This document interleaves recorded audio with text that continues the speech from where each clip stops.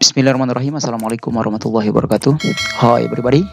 How is it going today? Or how are you doing today? Yeah, I hope you are feeling good, smart, and excellent. All right. In this, before we talk about this topic, I'm gonna say welcome back to my channel. And in this channel, you and I learn English together. And yeah, if you have a question or some questions, just put your question on the comment. All right. And for the student of Nahdlatul Ulama University, I'm gonna say welcome back. Yeah, on our subject. Yeah, vocabulary enrichment. And in this video, we are gonna talk about phrasal verb.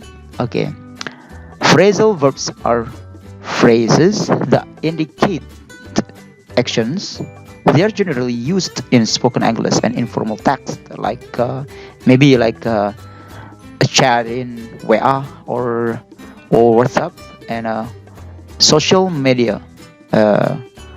When you chat with your friend and on social media, yeah, you may use this phrasal verb. Yeah, but this phrasal verb, as the definitions, we may not use it on the formal text, like maybe like dashes, etc. All right. To make it clear, I'm gonna use Indonesian, no, sometime, but I'm gonna use English as well. All right. Let's get started. Yeah.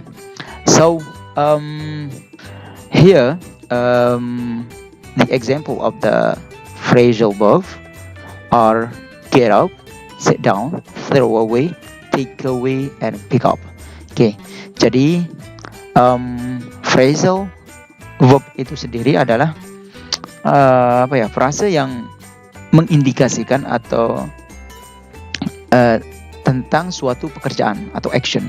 Ya, namanya juga phrasal verb. Ya, ada kata verbnya. Otomatis di dalam ada unsur kegiatan di dalamnya. Itu yang dimaksud dengan phrasal verb. Ya. Nah, phrasal verb ini sendiri, ya, secara umum itu dipakai pada ketika kita berbicara saja. Ya. Jarang sekali dipakai pada formal text. Ya. Kalau informal text seperti chat kita di WA atau sosial media lainnya, ya bisa saja kita menggunakan phrasal verb. Ya. Nah, kemudian di sini ada beberapa contoh daripada phrasal verb itu sendiri, ya, yakni ada get up, sit down, throw away, take away, pick up. Ya, jadi get up, ya, get up itu artinya bangun, ya, get up itu bangun. Kemudian sit down itu artinya duduk, ya. Pada dasarnya yang berarti bangun atau ya get up ini adalah satu kesatuan, ya. Jadi yang ada di akhir ada up, ada down, ada away, ada up, itu sebenarnya disebut dengan partikel di dalam bahasa Inggris. Hanya sekedar pemanis bahasa saja, ya, biar bahasanya ada kesan estetikanya, ya. Jadi itu, ya, kenapa repot-repot sih harus bilang sit down misalkan, ya kan? Kenapa nggak sit saja? Kenapa harus ada down-nya? Ya, jadi maksud dan tujuan daripada ini dibentuk agar nilai estetika dari bahasa itu ada, biar lebih enak kedengarannya, ya. Ya, okay. And the next is about idiom. Yeah, idioms. Yeah, idioms are a type of figurative language, which means they are not always meant to be taken literally. Idioms express a particular sentiment, but they do not literally mean what the individual words themselves mean. An idiom is a saying that is specific to a language. For example, an idiom in English doesn't translate to an idiom in Spanish.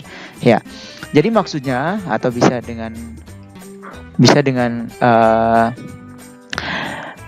bahasa sederhananya adalah bahwa idiom itu suatu kata, ya, suatu kata yang mana memiliki makna yang berbeda dari kata-kata yang menyusunnya atau lexical itemnya atau kata-kata yang menyusunnya, ya. Dia memiliki makna yang berbeda dan kita tidak bisa mentranslate idiom dari suatu bahasa ke bahasa yang lainnya. Artinya begini, ya, masing-masing bahasa itu memiliki idiom, ya. Jadi kita tidak bisa mentranslate secara leksikal, secara kata penyusunnya untuk membuat sebuah idiom itu menjadi bahasa Indonesia atau dari bahasa Indonesia ke bahasa Inggris. Jadi itu tidak bisa kita lakukan, ya, karena masing-masing bahasa itu memiliki idiom sendiri, ya. Oke lah, kita langsung saja ke contohnya di sini, yakni you can't judge a book by its cover.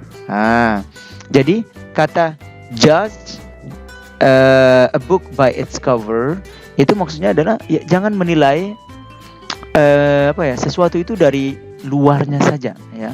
Makanya sering dikatakan don't judge the book by its cover. Itu maksudnya jangan menilai orang dari luarnya saja. Nah, kalau kita lihat dari kata penyusunnya, kata yang menyusun idiom itu sendiri, maka kita sebenarnya tidak akan paham maksudnya apa. Jadi memang idiom itu, kita pahami idiom itu memang ya dari native speakernya, dari membaca buku, ya. Di sini coba kita lihat, you can't judge a book by its cover. Kamu tidak bisa menilai sebuah buku dari covernya saja, dari luarnya saja. Artinya apa? Makna kontekstualnya adalah kamu tidak bisa menilai orang hanya dengan melihat luarnya saja. Itu yang makna kontekstual daripada idiom itu. Jadi memiliki makna kontekstual. Jadi bukan pure maknanya adalah menilai buku dari covernya saja, bukan. Jadi ini memiliki makna kontekstual atau makna di luar makna kata yang menyusunnya. Oke. Nah, di sini kan ada meaningnya. Don't assume you know someone or something by how he or it appears, ya. Itu maksudnya daripada idiom ini. Baiklah, kita lanjut saja, ya, ke yang ini yang terakhir, ya. Jadi ini yang terakhir tentang pembagian daripada jenis-jenis vocabulary itu, ya. Jadi slang. Nah, slang is a very informal language or specific word used by a particular group of people. You usually hear slang spoken more often than you will see it put in writing. So, emails and text often contain conversational slang word. Ya, jadi slang itu adalah bahasa-bahasa yang sangat sekali tidak formal, ya. Artinya memang ini adalah kebiasaan-kebiasaan orang-orang atau native speakernya itu sendiri, ya. Nah, dan slang ini biasanya digunakan oleh ya orang-orang tertentu, ya, orang-orang tertentu yang menggunakan slang ini. Slang itu bahkan ada yang terbentuk dari bahasa-bahasa yang kasar tapi memiliki makna yang positif, ya. Tapi kita tidak membahas itu lebih dalam di sini, ya. Oke. We will talk about it in the class when we meet up. Oke, jadi kita akan bahas itu lebih dalam lagi di dalam kelas nanti when we face to face, ya. Oke. Jadi di sini dikatakan you will usually hear slang spoken more than often than you will see in writing. Jadi kita biasanya ya mendengarkan slang itu pada bahasa-bahasa keseharian, artinya bahasa spoken itu ya berbicara, maksudnya berbicara daripada tertulis. Jadi memang ini bahasa pasaran kalau bahasa kita, ya, bahasa pasaran. Ya, memang setiap bahasa memiliki bahasa pasaran atau bahasa gaul kalau lebih sopannya, ya. Nah, ini biasanya ya kita temukan kayak di chatting, ya. Kita bisa menggunakan slang, ya. Ya memang karena very informal language, ya. Kemudian di sini ada contoh wallflower. This term describes a shy person. It was used for the 20th century to describe a person, typically a girl, who preferred to stand along the wall instead of participating in a dance. Ya, jadi wallflower ini adalah slang. Wallflower itu adalah slang. Yang mana ya kita tidak bisa memaknai secara harfiahnya atau secara lexical itemnya. Jadi wallflower itu yang dimaksud di sini adalah mendeskripsikan tentang seseorang yang ya malu ya, yang punya, yang apa ya, bukan malu-maluin sih, cuman orangnya malu, pemalu ya, tepatnya pemalu ya. Nah, di sini dikatakan to describe a person typically a girl. Jadi biasanya ini tertuju kepada perempuan ya.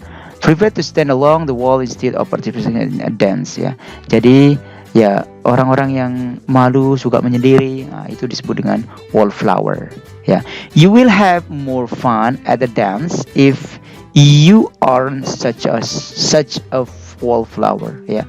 Kamu akan lebih bahagia lagi, lebih senang lagi pada ya at the dance, pada itu acara-acara dansa itu ya, jika kamu tidak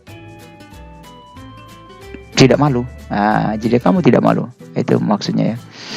Kemudian ada juga slang itu, tapi saya tidak munculkan di sini, saya tidak tampilkan di sini. Jadi slang itu bisa juga noodle. Noodle itu kalau dari segi lexical meaningnya, maknanya adalah mie ya, mie atau apa ya, Indo apa sih, mau apa sih bahasa Indonesianya? Pokoknya mie lah ya, yang dijual-jual itu. Jadi itu sebenarnya maksud daripada noodle, tapi secara slang noodle itu maknanya adalah brain ya. Jadi ketika kita ingin katakan please use your brain, jadi tolong gunakan otakmu to think, untuk berpikir, bisa kita ganti kata brain itu dengan kata noodle. Please use your noodle to think. Jadi gunakan otakmu untuk berpikir. Nah itu ya. Okay, I think it is enough, and I hope this video help you to improve your English, yeah, especially in enrich your vocabulary and how to learn vocabulary. And the last I say, Assalamualaikum warahmatullahi wabarakatuh.